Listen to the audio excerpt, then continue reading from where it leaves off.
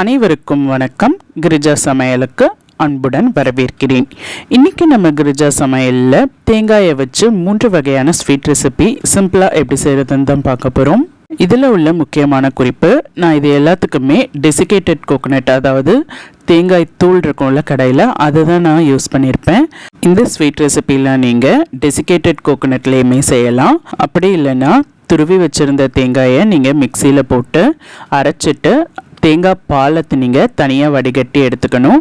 அதுக்கப்புறமா நீங்கள் நல்லா வடிகட்டி பிழிஞ்சு எடுக்கும்போது உங்களுக்கு தேங்காய் நல்லா தூள் தூளாக கிடைக்கும். இந்த மாதிரி மிக்சியில் தனித்தனியாக தேங்காய் பால் தனியாக எடுத்துட்டு நல்லா பிழிஞ்சு எடுக்கும்போது தூள் தூளாக கிடைக்கிற அந்த தேங்காய் பவுடர்லேயுமே நீங்கள் செய்யலாம். ரொம்பவே டேஸ்ட்டாக இருக்கும். வடிகட்டி வச்சிருக்கிற தேங்காய் பாலை நாம் செய்கிற ஸ்வீட்லேயுமே நம்ம ஊற்றி செய்யலாம். ரொம்பவே டேஸ்ட்டாக இருக்கும். இந்த ஸ்வீட் ரெசிபிலாம் எப்படி செய்கிறதுன்னு பார்க்குறதுக்கு முன்னாடி கிரிஜா சமையலில் நான் போடுற வீடியோஸ் உங்களுக்கு பிடிச்சிருந்தது மறக்காமல் கிரிஜா சமையலை சப்ஸ்கிரைப் பண்ணிவிட்டு பக்கத்தில் இருக்கிற பெல் ஐக்கான் ப்ரெஸ் பண்ணிக்கோங்க. அப்போ தான் நான் போடுற வீடியோஸ் உங்களுக்கு உடனடியாக வந்து சேரும். வாங்க வீடியோக்குள்ளே போகலாம். ஃபஸ்ட்டு நம்ம தேங்காய் திரட்டுப்பால் எப்படி செய்கிறதுன்னு பார்த்துடலாம். இதுக்கு ஒரு கடாய் சூடு பண்ணிக்கோங்க. 1/4 கப் அளவுக்கு பாசிப்பருப்பு, சிறுபருப்பு 1/4 கப் அளவுக்கு சேர்த்துக்கங்க. சிறுபருப்பு 1/4 கப் அளவுக்கு சேர்த்துட்டு கூடவே அரிசி, பச்சரிசி 3 டேபிள் ஸ்பூன் அளவுக்கு சேர்த்துக்கங்க. எந்த பச்சரிசி வேணாலும் நீங்கள் சேர்த்துக்கலாம். கடையில் வாங்கினது இல்லைனா ரேஷன் பச்சரிசிலையுமே நீங்கள் செய்யலாம். இதை 2-3 நிமிஷம் லோ மீடியம் ஃப்ளேம்லேயே வச்சு நல்லா வறுத்துக்கங்க. கருகிடக்கூடாது. 2-3 நிமிஷம் கருக விட்டுறாமல் இதை நல்லா பொன்னிறமாகிற வரை வறுத்துக்கங்க. வறுத்துட்டு இப்போ இதை நல்லா வறுப்பட்டுடுச்சு. இந்த அளவு வறுப்பட்டதுக்கப்புறமா நம்ம அடுப்பை அணைச்சிக்கலாம். அடுப்பை அணைச்சிட்டு இதை கம்ப்ளீட்டாக ஆற விட்டுருங்க. ஆறினதுக்கப்புறமா நம்ம ஒரு மிக்சி ஜாரில் சேர்த்துக்கலாம். மிக்சி ஜாரில் சேர்த்து இதை நல்லா பவுடராக பொடி பண்ணி எடுத்துக்கோங்க. தண்ணி ஊற்றக்கூடாது. நல்லா பவுடர் பொடி பண்ணி எடுத்துக்கோங்க. பொடி பண்ணினதுக்கப்புறமா இது கூடவே 4 ஏலக்காய் சேர்த்துக்கங்க. நல்லா வாசமாக இருக்கிறதுக்காக 4 ஏலக்காய் சேர்த்துக்கங்க. 1 கப் அளவுக்கு நான் டெசிகேட்டட் கோகோனட் தான் எடுத்திருக்கேன். நீங்கள் துருவி வச்சுருந்த தேங்காயை நீங்கள் அப்படியே டைரெக்டாக கூட இதில் சேர்த்துக்கலாம். இந்த ரெசிபிக்கு நம்ம எல்லாத்தையுமே அரைச்சி தான் சேர்க்க போகிறோம். அதனால் நீங்கள் துருவி வச்சுருந்த தேங்காயை நீங்கள் டைரெக்டாக கூட சேர்த்து செய்யலாம். இனிப்பை கூட்டி கொடுக்கறதுக்காக 1/4 டீஸ்பூன் அளவுக்கு மட்டும் உப்பு சேர்த்துக்கங்க. 1/2 கப் அளவுக்கு நாட்டு சர்க்கரை சேர்த்துக்கங்க. இது கூடவே கொஞ்சமாக தண்ணி சேர்த்துக்கங்க. 1/4 கப் அளவுக்கு தண்ணி சேர்த்து நல்லா இதை ஃபைன் பேஸ்ட்டாக இந்த மாதிரி ஸ்மூத்தாக அரைச்சி எடுத்துகிட்டு வந்துடணும். இப்போ இது இருக்கட்டும். அடுத்து ஒரு அடிகனமான கடாய் எடுத்துக்கோங்க. இல்லை நான்ஸ்டிக் கடாய் எடுத்துக்கோங்க. நான்ஸ்டிக் கடாய்னா ரொம்பவே ஈஸியாக இருக்கும். ஒரு குழிக்கரண்டி அளவு நெய் சேர்த்துக்கங்க. நெய் சேர்த்து நெய் ஓரளவு நல்லா காஞ்சி வந்ததும் நாம் பொடிப்பொடியாக கட் பண்ணி வச்சுருந்த முந்திரி, பாதாம், பெருச்சம்பழம், நான் இது எல்லாமே பொடிப்பொடியாக கட் பண்ணி வச்சுருக்கேன். இது எல்லாத்தையுமே நீங்கள் விருப்பமான நட்ஸை நீங்கள் பொடியாக கட் பண்ணி சேர்த்துக்கலாம். இது எல்லாமே சேர்த்துட்டு 2-3 நிமிஷம் கருக வெட்டுறாமல் நல்லா வறுத்துக்கோங்க. இது எல்லாமே நல்லா வறுப்பட்டதுக்கப்புறமா இது கூடவே நம்ம அரைச்சி வச்சுருந்த தேங்காய், சிறுபருப்பு விழுது சேர்த்துக்கலாம். கொஞ்சம் கொஞ்சமாக சேர்த்து நல்லா கைவிடாமல் கிளறி விட்டுக்கிட்டே இருங்க. இல்லைன்னா அடிப்பிடிச்சிக்கும். நீங்கள் நான்ஸ்டிக் பேன் யூஸ் பண்ணிங்கன்னாலும் கிளறி விட்டுக்கிட்டே இருக்கணும். நான் ரொம்ப திக்காக இருக்கிற மண் கடாயில் செய்கிறேன். இதே எல்லாத்தையுமே நீங்கள் மிக்ஸ் பண்ணி விட்டுட்டு நல்லா கிளறி விட்டுக்கிட்டே இருங்க. நல்லா அந்த ஈரப்பதம்லாம் போய் நல்லா வரும்போது 2 டேபிள் ஸ்பூன் அளவுக்கு நெய் சேர்த்துக்கங்க. நெய் சேர்த்து திரும்ப கிளறி விட்டுக்கிட்டே இருங்க. இதை எல்லாமே நல்லா வெந்து உருண்டு திரண்டு வரணும். அதுதான் நமக்கு கரெக்டான பக்குவமாக இருக்கும். அது வரை நெய் வாங்கிக்க நீங்கள் நெய்யை சேர்த்து நல்லா கிளறி விட்டுக்கிட்டே இருங்க. இதை நல்லா வெந்து நெய்யெல்லாம் உள்வாங்கி நம்ம ஊற்றின நெய்யெல்லாம் திரும்ப பிரிஞ்சு வரணும். அந்த அளவு நீங்கள் கிளறி விட்டுக்கிட்டே இருந்தால் தான் உங்களுக்கு கரெக்டாக இருக்கும். நான் மொத்தமாக 250 கிராம் அளவு நெய் சேர்த்து நல்லா கிளறி விட்டுக்கிட்டேன். இப்போ நல்லா உருண்டு திரண்டு இந்த மாதிரி நல்லா வெந்து வந்ததுக்கப்புறமா நான் ஒரு பிளேட்டில் நெய் தடவி வச்சுருக்கேன். நெய் தடவி வச்சுருந்த ட்ரே இல்லைனா பிளேட்டை நீங்கள் எது வேணாலும் எடுத்துக்கலாம்.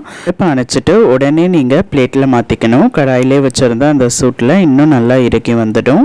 நம்ம நெய் தடவின பிளேட்டில் கலவையை சேர்த்துட்டு நல்லா லெவல் பண்ணிக்கோங்க.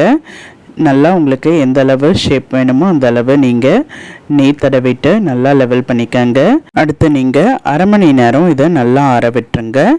நல்லா ஆறினதுக்கப்புறமா உங்களுக்கு ஏற்ற விருப்பத்தில் நீங்கள் கட் பண்ணி எடுத்துக்கோங்க.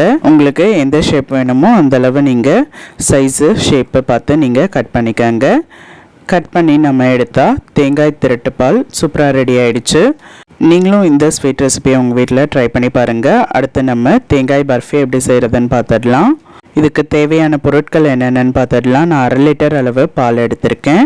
200 கிராம் அளவுக்கு வெள்ளை சர்க்கரை எடுத்திருக்கேன். நீங்கள் நாட்டு சர்க்கரையுமே யூஸ் பண்ணிக்கலாம், வெள்ளை சர்க்கரையுமே யூஸ் பண்ணிக்கலாம், அது உங்கள் விருப்பம். கலருக்காக நான் 1 டீஸ்பூன் அளவுக்கு மஞ்சத்தூள் எடுத்திருக்கேன். இது நல்ல கலர் கொடுக்கும், அதுக்காக நீங்கள் மஞ்சத்தூளே எடுத்துக்கோங்க.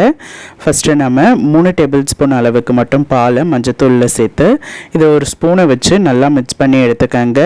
மஞ்சத்தூள் பால்லாம் நல்லா சேர்ந்து வர மாதிரி நல்லா மிக்ஸ் பண்ணி அதுக்கப்புறமா இதை தனியாக வச்சுடுங்க. நம்ம ஸ்வீட் செய்யும் போது நம்ம சேர்த்துக்கலாம். அடுத்து ஒரு கடாய் எடுத்துக்கோங்க. கடாயில் நான் 1/2 லிட்டர் அளவுக்கு பால் சேர்த்துக்கிறேன். பால் சேர்த்து கூடவே சர்க்கரை சேர்த்துக்கிறேன். சர்க்கரையுமே சேர்த்து ஒரு முறை நல்லா கிளறி விட்டுருங்க. கூடவே ஏலக்காய் பொடி சேர்த்துக்கிறேன். நல்லா பொடி பண்ணி வச்சுருந்த ஏலக்காய் நல்லா வாசமாக இருக்கிறதுக்காக பொடி பண்ணி வச்சுருந்த ஏலக்காவாக சேர்த்துக்கோங்க, அப்போ தான் நல்லாயிருக்கும். 1 டீஸ்பூன் அளவுக்கு சேர்த்துக்கோங்க. சேர்த்து இதை நல்லா கலந்து விட்டுருங்க. சர்க்கரையெல்லாம் இப்போ நல்லா கலந்து கரைஞ்சி வரட்டும். பாலோடு சேர்ந்து நல்லா கரைஞ்சி வரட்டும். சர்க்கரையெல்லாம் நல்லா கரைஞ்சி வந்ததுக்கப்புறமா நான் தேங்காய் பவுடர் டெசிகேட்டட் கோகோனட்டு 2 கப் அளவுக்கு சேர்த்துக்கிறேன். நீங்கள் பொடியாக நீங்கள் துருவி வச்சுருந்த தேங்காயுமே நான் சொன்ன மாதிரி அரைச்சிட்டு அதுக்கப்புறமா பாலை தனியாக சேர்த்துக்கங்க. ஃபஸ்ட்டு தேங்காய் பவுடரை சேர்த்து நல்லா கலந்து விட்டுருங்க. கலந்து விட்டு இதை நல்லா கெட்டியாகணும்.